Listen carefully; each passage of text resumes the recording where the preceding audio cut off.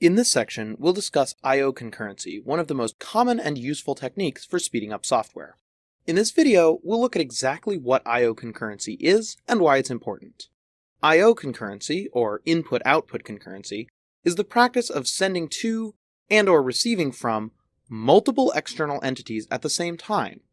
Modern CPUs are very fast, and while concurrency can help harness their power, it is most valuable because it allows our programs to deal with slower hardware, like storage devices and the network, in a graceful way. The basic method for achieving this is to start long-running processes as early as possible and to do as much processing while waiting for external devices as is feasible. In addition, starting operations on multiple external entities at a time is a great way to reduce runtime. For instance, you can see several I/O operations at work here.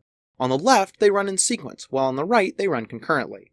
Let's say the network request takes 10 milliseconds, and the disk reads take 5 milliseconds each. If performed in sequence, that's 10 plus 5 plus 5 is 20 milliseconds of idle time, while if performed concurrently, it's only 10 milliseconds of idle time.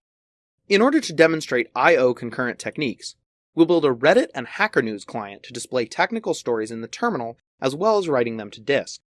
This is an interesting problem as the Reddit API tends to use a few requests with large responses, while the Hacker News API uses many requests with smaller responses.